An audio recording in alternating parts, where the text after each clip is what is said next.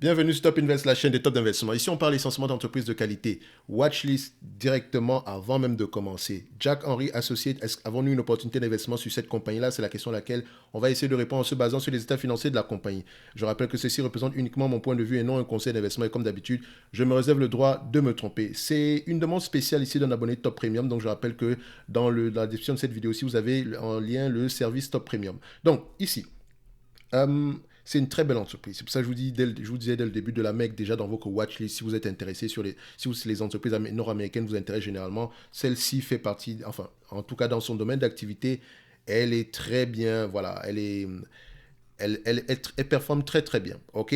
Donc si on commence déjà par rapport aux revenus, déjà, je sais que vous avez souvent envie de savoir, mais elle fait quoi précisément? Alors, on va aller directement, on regarde ça, check, Google, qu'est-ce qu'on me dit ici? Je zoome un tout petit peu, on me dit ceci est une société technologique américaine est une société technologique américaine et un service de traitement des paiements pour le secteur des services financiers. On va faire simple. Elle offre ici des facilités pour les compagnies exerçant dans le secteur des services financiers ici afin de pouvoir instituer ici et de gérer une plateforme permettant de traiter des paiements en ligne.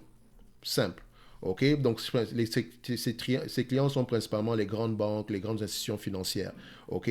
Donc, ici, en termes de revenus, croissance du revenu. Vous savez que le revenu, c'est bien, mais est-ce qu'on fait des acquisitions? Est-ce que c'est de manière organique? C'est la question que nous, on se pose généralement ici, dans l'histoire de voir quel genre de questions on va poser. On va poser quand on va lire les rapports financiers.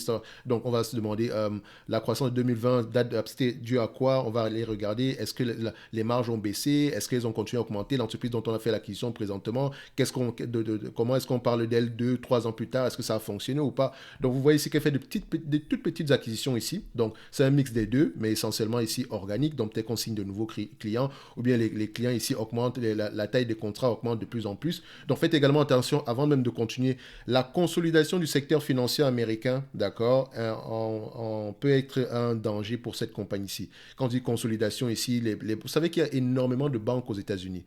D'ailleurs, ça me permet de parler des banques, les types de banques ici. On a plusieurs catégories de banques, pas les types, plusieurs catégories ici. On a les banques régionales, d'accord, les banques communautaires tout en bas, les banques régionales au milieu, et au plus haut, ici, on a les méga banques. Les méga banques, généralement, ce sont des banques comme Goldman Sachs, JP Morgan, donc celles qui sont un tout petit peu internationales. Les banques régionales sont plutôt voilà, localisées dans certaines régions, comme le nom, son nom l'indique. Mais en fait, quand on dit régional, c'est un terme un peu, voilà, c'est pas par rapport à la localisation parfois également, ça peut être du fait de la taille même de la banque, d'accord? Donc, dans le sens où une banque régionale peut avoir des implantations partout aux États-Unis, mais avoir en actifs sous gestion une centaine de milliards de dollars d'actifs sous gestion. Okay? Alors que les banques communautaires, c'est à peu près aux alentours de 10 milliards de dollars d'actifs sous gestion. Et les méga banques, c'est généralement aux alentours ici d'un trillion en montant.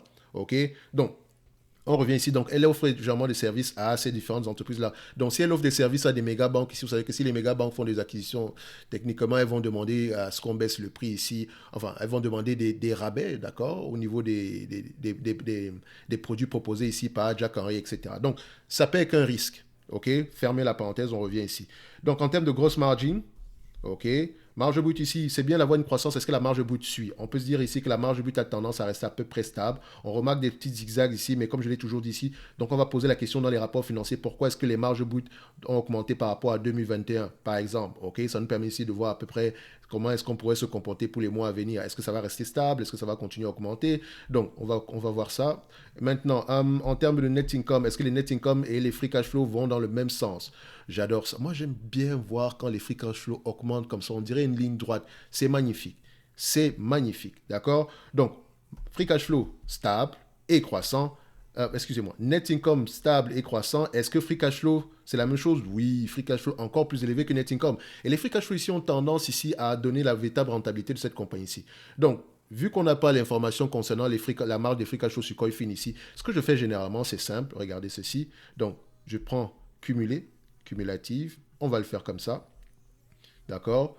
Et je vais juste faire à peu près la médiane ici. OK? Je pourrais même faire à peu près la même chose ici. On va faire ça ici. Je vais mettre en yearly. OK? Et je vais mettre ici cumulative. OK? Donc, on va voir ici sur les... Voilà. On va prendre ici sur les 20 dernières années. Donc, les 20 dernières années ici, on a à peu près aux alentours de 20 milliards de free cash flow. C'est drôle, hein, 20 milliards de free cash flow cumulés, attention, et 20 milliards de revenus. Attention. Ça veut dire ceci.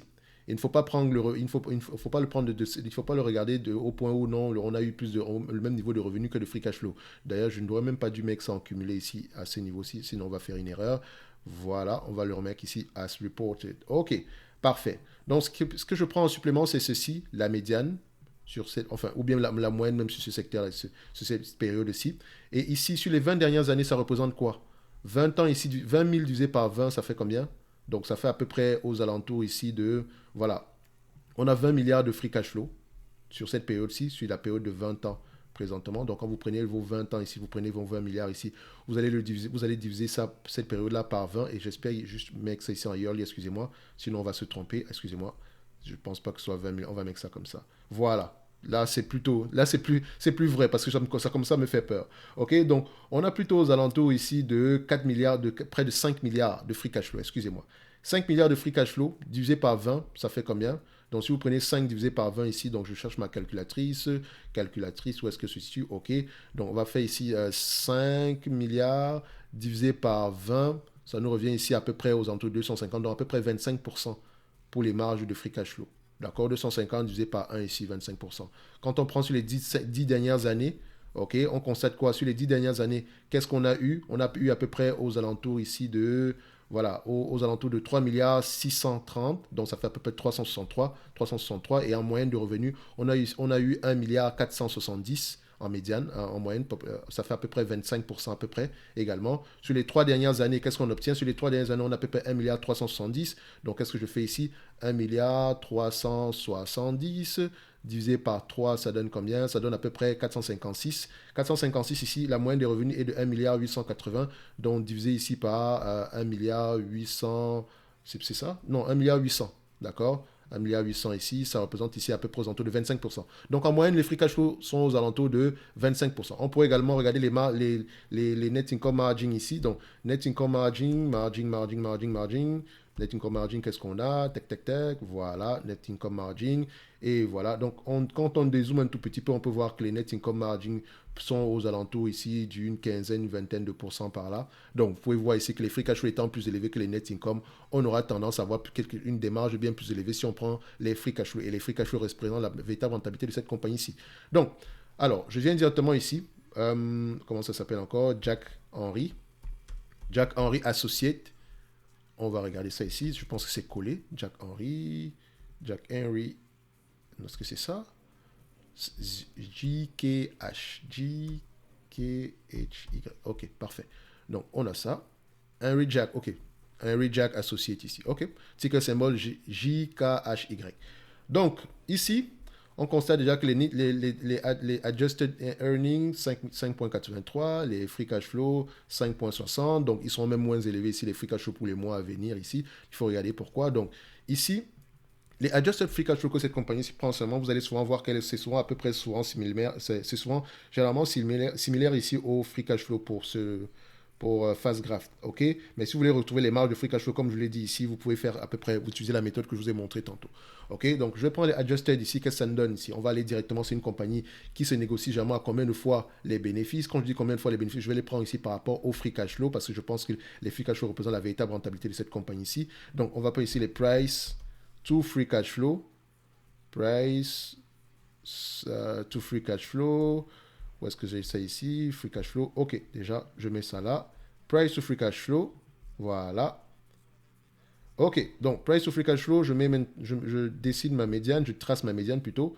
Sur les 20 dernières années, on a des prices aux alentours de 21 fois les bénéfices. Sur les 10 dernières années, enfin 21 fois les free cash flow, c'est également des bénéfices, d'accord? Donc sur les 10 dernières années, c'est 25 fois les free cash flow. Sur les 5 dernières années, 25 fois les free cash flow. Ok, donc quand vous remarquez également, on demande ici à peu près des PER de 25 sur les 5 dernières années. Donc regardez également pourquoi est-ce que 25, est-ce que les marges augmentent, etc. Est-ce qu'on a une croissance? On a une légère petite croissance ici, donc ça me semble-t-il que c'est une question de marge également. Donc prenez les PER d'ici de 17, 20 et 25, d'accord? 17, 20 et 25. Et n'oubliez pas que quand les taux d'intérêt augmentent, on aura tendance à avoir des multiples moins élevés, ok? Donc, on va prendre 25 fois les bénéfices ici, mais idéalement, c'est pas une entreprise que j'aimerais payer à 25 fois les bénéfices. Donc, qu'est-ce que ça va nous donner? Donc, déjà, je prends la présentation ici, on va la mettre en scientifique, Et on va mettre ça ici. Je prends ça. On va mettre le nombre de chiffres à la virgule. Qu'est-ce que ça va nous donner ici? Édition, fenêtre, afficher le rouleau papier. OK. Maintenant, qu'est-ce que ça donne? J'ai 25 fois les bénéfices. D'accord? Je recherche la dette nette. Donc, qu'est-ce qu'on a comme niveau de dette nette en date d'aujourd'hui? La dette nette ici est aux alentours de 297 millions. 297 millions, combien d'actions on a présentement ici? Qu'est-ce qu'on constate? Est-ce qu'elle rachète massivement ses actions? Oui, on aime ça. 73,14. Donc, quand on prend ici le 297,37, je vais l'arrondir ici à 298, ça n'a pas changé grand-chose. Divisé ici par 73,14, ça donne au total 4 dollars et 7 sous par action en termes de dette. 4 dollars et 7 sous par action de dette. OK? Donc, ici, je viens sur Fastgraph. On s'attend. Est-ce que les analystes ont tendance à avoir raison sur leurs prévisions? Il me semble que oui, c'est une compagnie assez prévisible ici. Donc, correct. On peut prendre ici ce qui est attendu en 2025. D'accord? On s'attend à peu près à 5,83 $ par action. OK? 5,83 $ par action, multiplié par 25 fois les bénéfices, moins la dette nette aux alentours de combien? 4,07 $ par action. Ça donne ici un prix aux alentours de 141, 142 $ l'action. OK? 141, 142 $ l'action par là. OK? Donc, je vais juste mettre ça là. Voilà, on va mettre ça ici. Donc, ça fait à X25, d'accord, de 2025, de 0,25.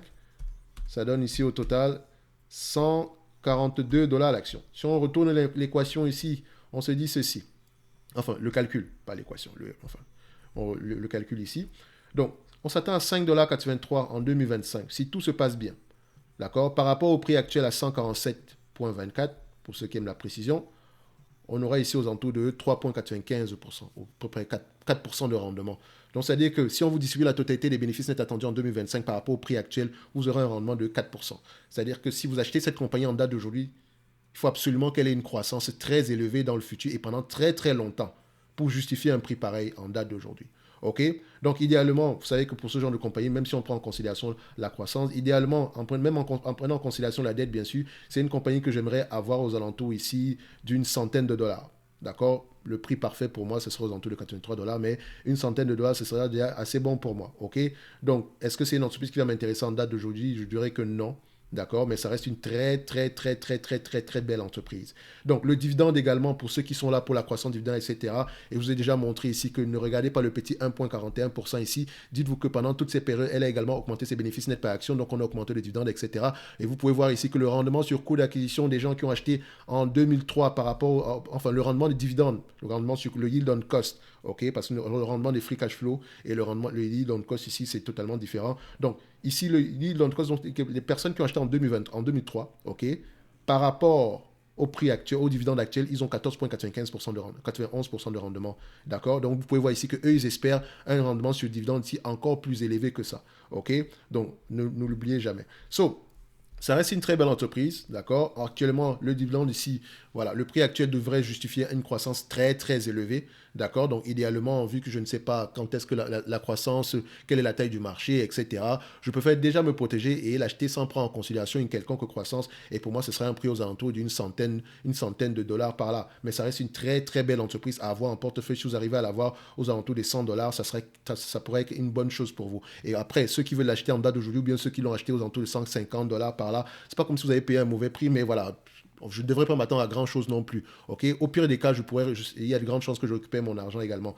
Ok, c'est déjà une bonne chose. Donc, n'oubliez pas, en lien dans la description de cette vidéo aussi, vous avez accès au service Top Premium. Vous pouvez demander des analyses quantitatives ainsi que recevoir 2 notes d'analyse ici sur les entreprises qui sont sous-évaluées selon moi. Ok, n'oubliez pas également qu'on a encore la promotion ici pour les 120 personnes restantes ici par rapport à la formation thématique qui va prendre ici.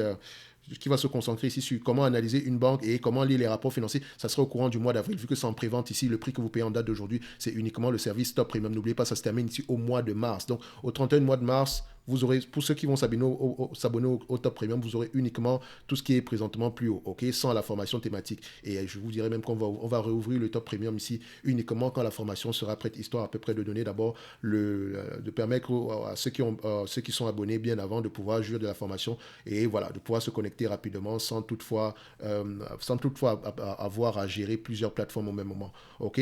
Donc, on va se donner rendez-vous sur la prochaine vidéo. Jack Henry, c'est une très belle entreprise. D'accord? Rendement de 4% par rapport à ce qui est attendu en 2025 ici aujourd'hui. Maintenant, à vous de voir si ça vous intéresse ou pas. Mais si je l'achète en date d'aujourd'hui, il faudrait que le prix, la croissance future soit vraiment justifiée.